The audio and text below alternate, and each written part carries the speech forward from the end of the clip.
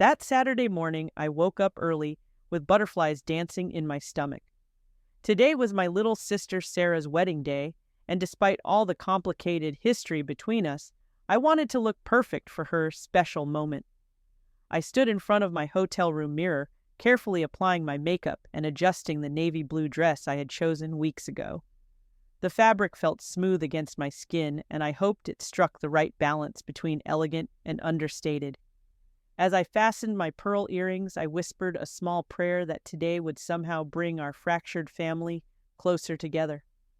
I had no idea that in just a few hours I would discover the most painful truth about where I really stood in my own family. Before I share what happened next, please let me know where you are watching from. And if this story resonates with you, hit that like button. You are going to want to hear how this unfolds, because what my mother did next will shock you to your core. Growing up as the eldest daughter in the Peterson household meant learning early that love came with conditions. While my younger sister Sarah enjoyed being the golden child, I quickly discovered that my role was to be responsible, independent, and essentially invisible unless needed. Sarah got ballet lessons and art classes, while I worked part-time jobs to buy my own school supplies. When our parents divorced during my junior year of high school, my mother Margaret somehow found a way to blame me for the family falling apart, claiming my teenage rebelliousness had driven our father away. The truth was much simpler. Dad left because he could not handle Margaret's constant criticism and need to control every aspect of our lives. But admitting that would have required my mother to look at herself honestly, something she had never been capable of doing. Instead, she painted me as the troublemaker and Sarah as the perfect daughter who never caused any problems. I escaped to college 3 hours away the moment I graduated, grateful for the distance and the chance to build my own life. Sarah stayed home, attending community college, while living in the comfort of our childhood bedroom. Over the years, I watched from afar as Margaret continued to treat Sarah like a princess, while our relationship remained cold and transactional. Phone calls were brief and formal. Holiday visits were tense affairs, where I felt more like a guest than a family member. So, when Sarah called me 6 months ago to announce her engagement to David, a successful attorney from a prominent local family, I was genuinely happy for her. Despite our complicated relationship, she was still my little sister and she deserved love and happiness. What surprised me was how quickly Margaret threw herself into planning the wedding of the century. Within weeks, she had booked the most exclusive country club in town, hired the best vendors money could buy, and begun treating the event like a royal coronation. I kept waiting for the call asking me to be involved in the planning process. As the maid of honor, surely I would be consulted about dress colors, flowers, or venue details. But that call never came. Instead, I heard about wedding developments through Sarah's occasional updates, delivered with the casual air of someone discussing the weather. When I finally worked up the courage to call and ask about my role in the wedding, Margaret answered the phone with her usual clipped tone. I asked about the dress code timing and whether there was anything I could do to help. Her response was dismissive and brief. "Just come in something decent, Ella. The ceremony starts at 4, reception follows immediately after." I pressed gently about whether she needed help with any preparations, but she cut me off quickly. "We have everything handled. You do not need to worry about anything." The conversation lasted less than 3 minutes, leaving me with an uncomfortable feeling I could not quite shake. But I pushed those doubts aside, telling myself that Margaret was probably just stressed about pulling off such an elaborate event. I decided to focus on being the best sister and daughter I could be regardless of how unwelcome I felt. I spent more money than I could afford on a top-of-the-line espresso machine for their wedding gift, knowing how much David loved his morning coffee routine. Even though my budget was tight from my recent promotion expenses, I wanted to give them something special that would remind them of me every day. The night before the wedding, I made the 3-hour drive from my apartment in the city back to my hometown. I had booked a room at a nearby hotel since staying at the family house had not been offered as an option. As I unpacked my carefully chosen outfit and wedding gift, I sent Sarah a text wishing her sweet dreams and telling her how excited I was to celebrate with her. Her response came an hour later, a simple thanks with no emotion or warmth. That should have been my first real warning sign, but I was determined to approach the day with optimism and love. I fell asleep that night, imagining Sarah's face when she saw me in the audience, hoping that maybe this milestone would mark a new chapter in our relationship. The Grandview Country Club looked like something out of a magazine when I pulled into the circular driveway that afternoon. White roses and hydrangeas cascaded from every available surface, while string lights created a magical canopy over the outdoor ceremony space. Elegantly dressed guests were already gathering on the lawn, champagne glasses sparkling in the late afternoon sunlight. I felt a surge of pride, knowing my little sister was about to have the fairy tale wedding she had always dreamed of. I approached the reception table with confidence, smoothing down my dress and practicing my brightest smile. The young woman behind the table, whose name tag read Jessica, looked up at me with professional politeness. "Hi, I am Ella Peterson here for the Peterson-Williams wedding," I said, warmly expecting to be directed to my seat or handed a program. Jessica's fingers moved efficiently across her tablet screen, scanning what I assumed was the guest list. After a moment, her brow furrowed slightly, and she looked up at me with confusion. "I am sorry, could you spell that for me?" "Of course," I replied, maintaining my smile despite a small flutter of anxiety. Ellapeterson. Jessica's fingers moved across the screen again, more slowly this time. She scrolled up and down clearly, searching multiple times through what must have been an extensive list. The pause stretched longer than felt comfortable, and other guests began lining up behind me. "I am sorry, ma'am," Jessica finally said, her voice carrying a note of genuine apology.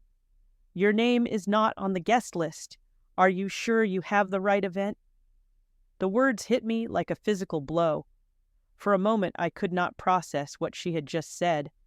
Of course I had the right event. This was my sister's wedding. I had driven 3 hours to be here. I had bought a gift and spent weeks planning what to wear. "I think there must be some mistake," I managed to say, my voice sounding strange and distant to my own ears. "I am the bride's sister." Jessica's eyes widened with surprise and obvious discomfort. She glanced around nervously, clearly realizing she had stumbled into some kind of family drama she was not equipped to handle. "Let me check with the wedding coordinator," she offered quickly.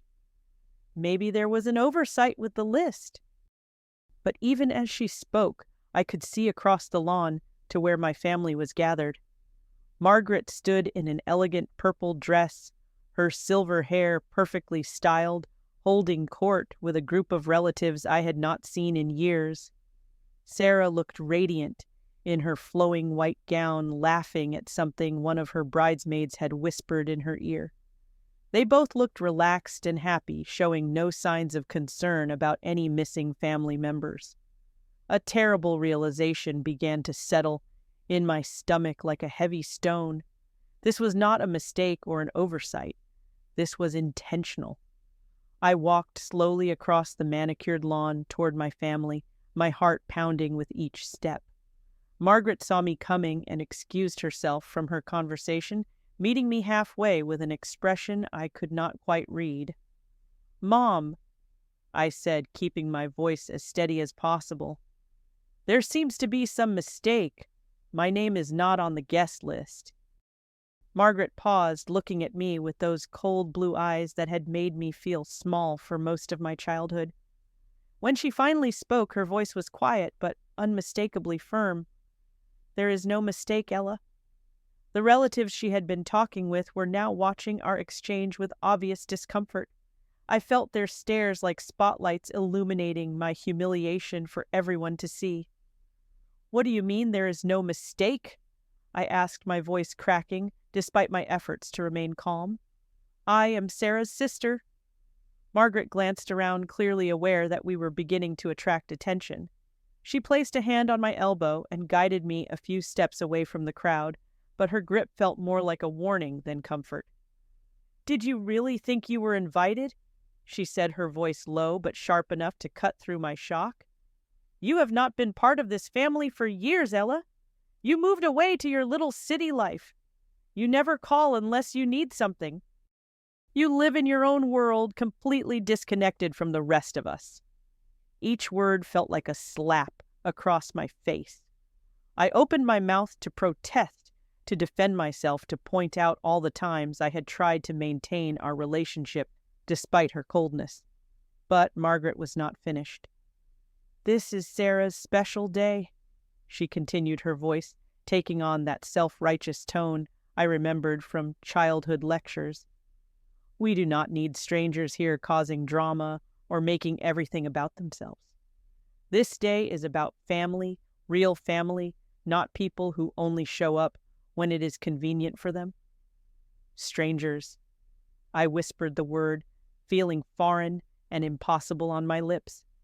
"I am your daughter." "You stopped being my daughter when you chose to abandon this family," Margaret replied without hesitation. "Actions have consequences, Ella.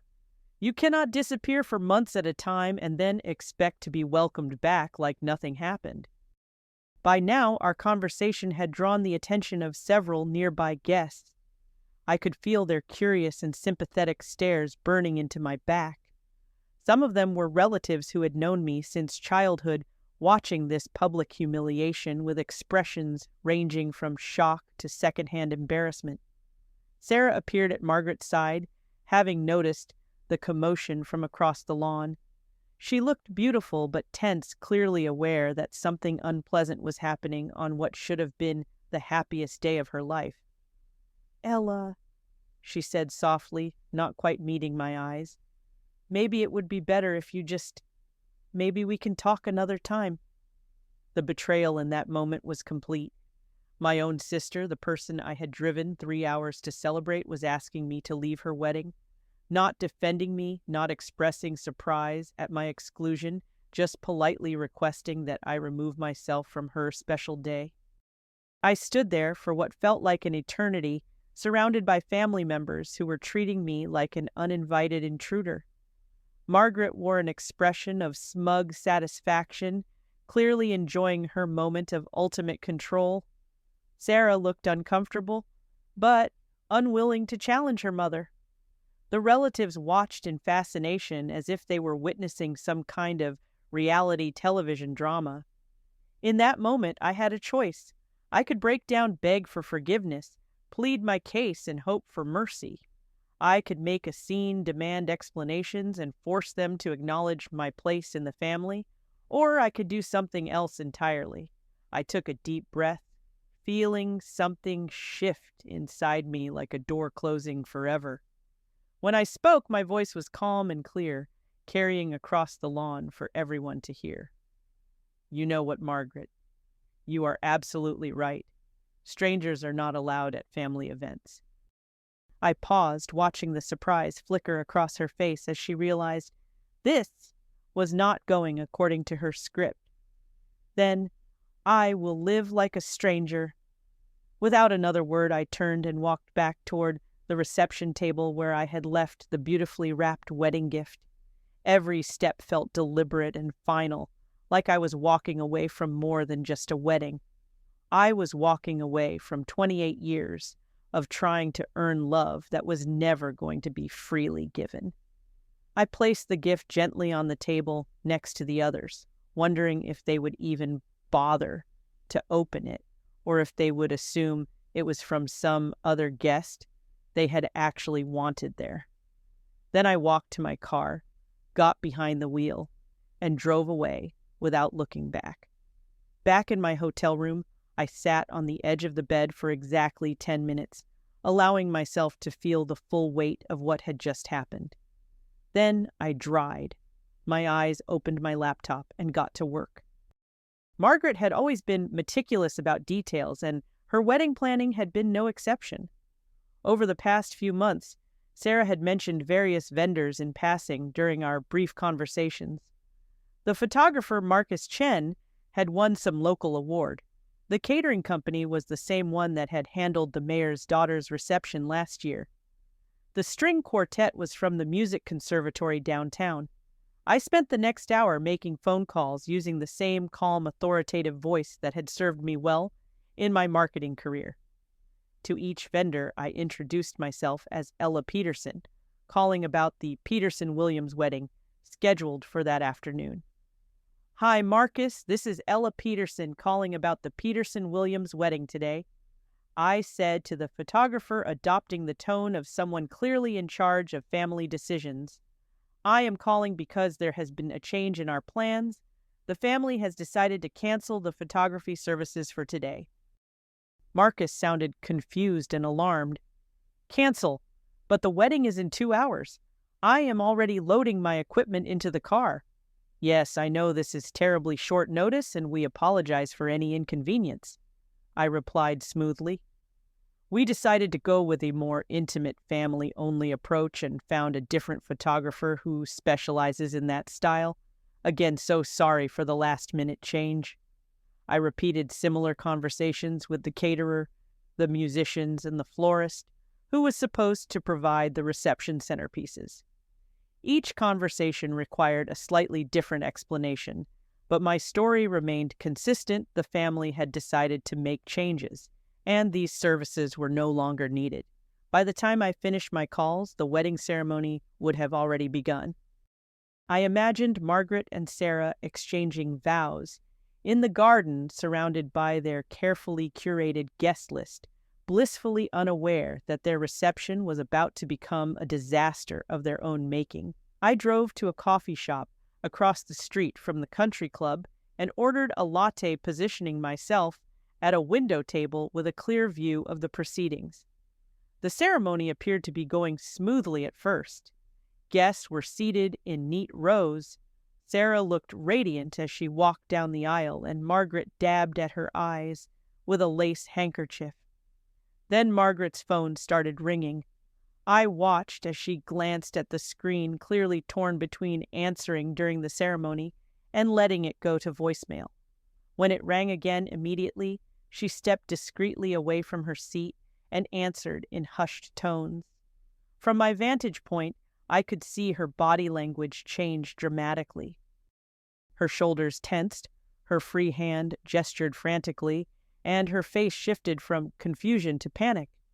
She ended the call and hurried back toward the ceremony, but before she could reach her seat, the phone rang again. This time, Margaret's conversation was more animated. Even from across the street, I could see her growing distress as she realized that multiple vendors were not going to show up.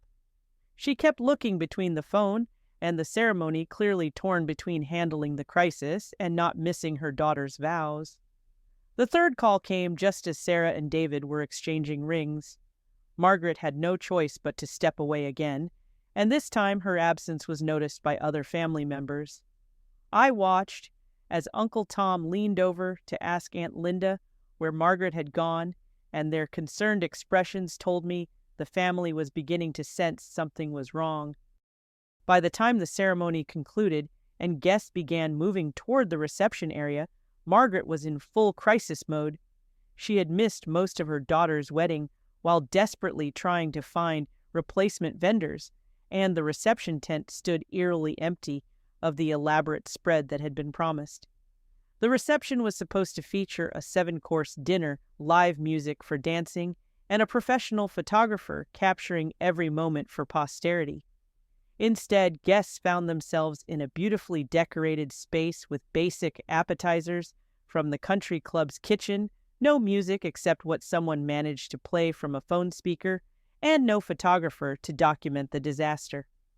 I watched through the window as confusion spread through the crowd. Guests looked around expectantly, waiting for the festivities to begin. Margaret rushed from group to group, trying to make excuses and explanations without revealing the real reason for the missing services. Sarah, still in her wedding dress, looked increasingly distressed as the reality of the situation became clear.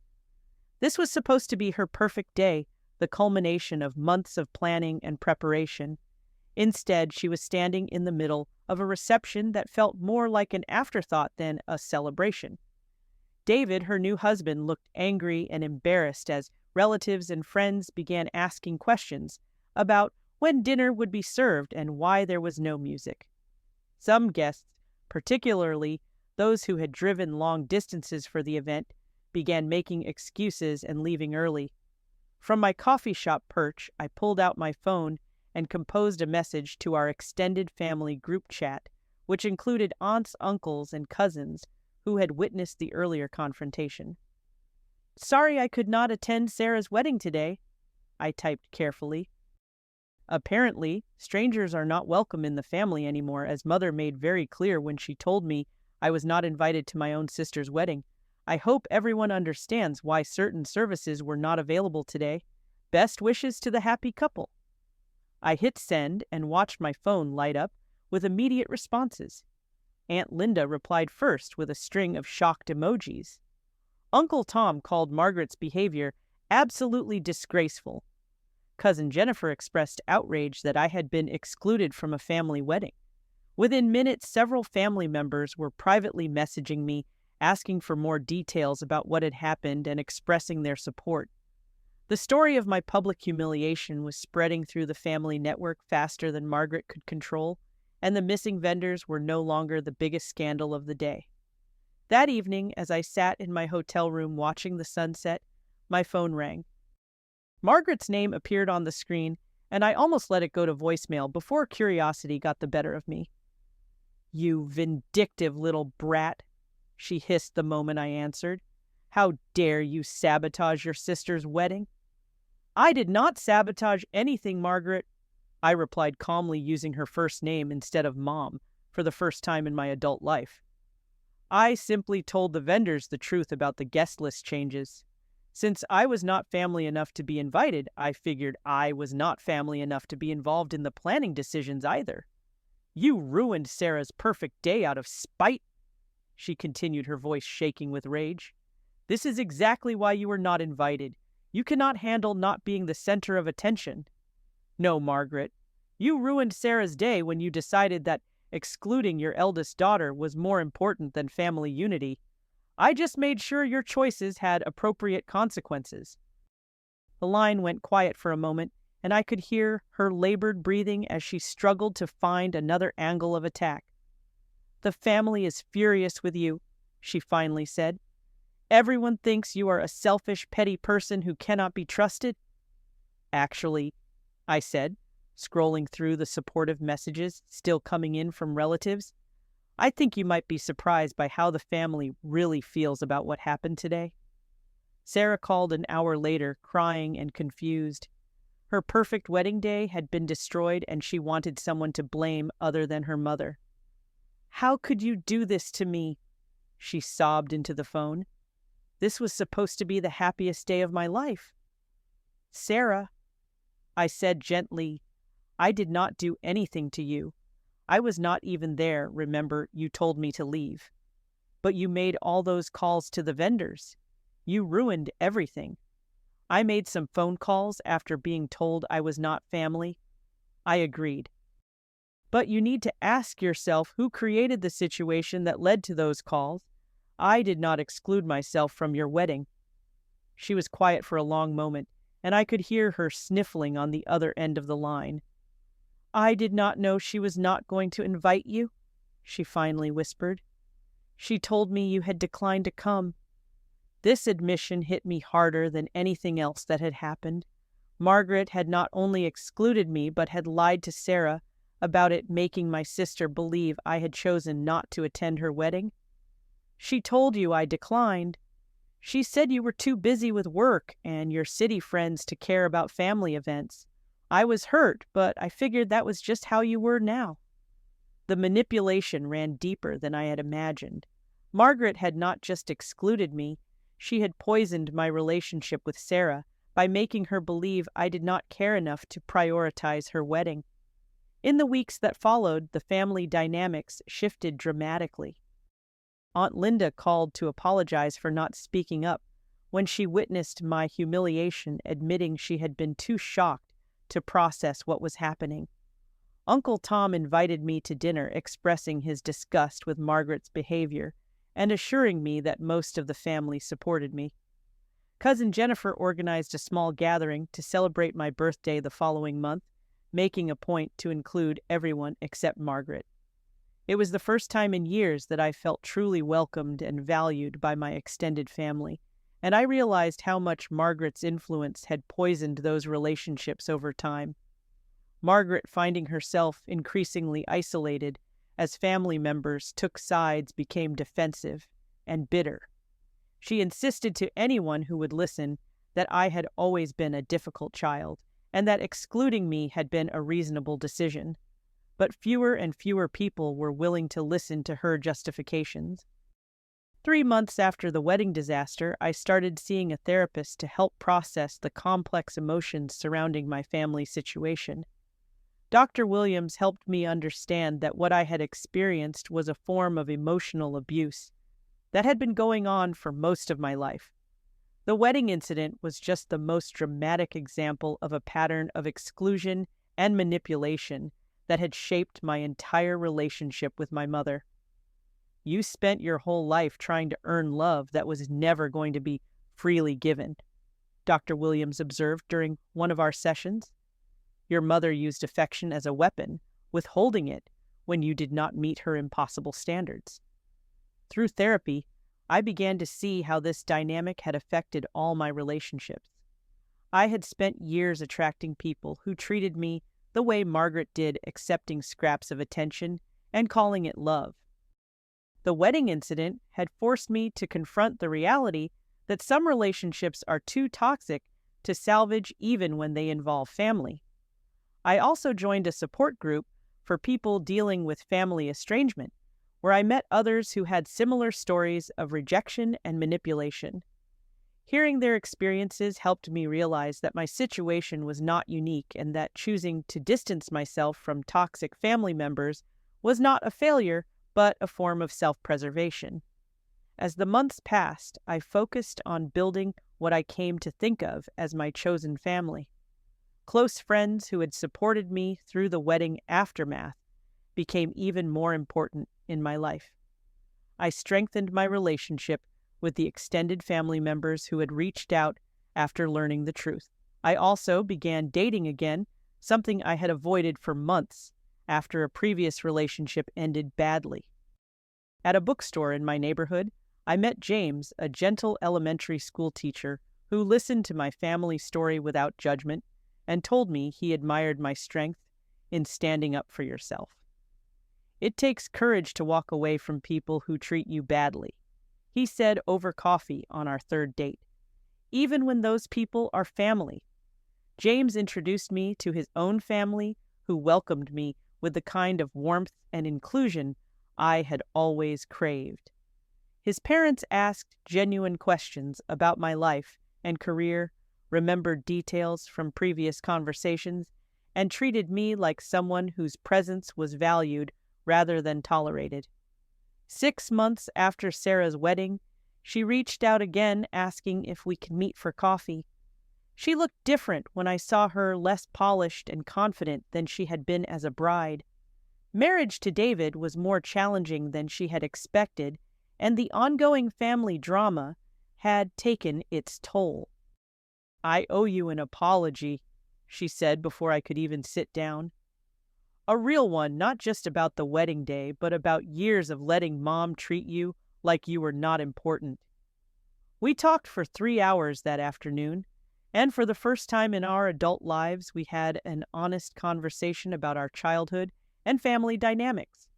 Sarah admitted that she had always known Margaret favored her, but had been too comfortable with the arrangement to question it. "I was scared that if I stood up for you, she would start treating me the way she treated you," Sarah confessed. "That was cowardly, and I am sorry." Our relationship began to rebuild slowly, with clear boundaries about what I would and would not accept going forward. I made it clear that while I forgave her, any future relationship would require her to stand up for me when necessary, rather than staying silent while Margaret attacked me.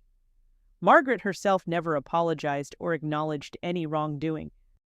When family members encouraged her to reach out and repair our relationship, she remained defensive and bitter. She continued to insist that I had always been dramatic and difficult, and that excluding me from the wedding had been justified. Eventually, I stopped waiting for her acknowledgement or approval.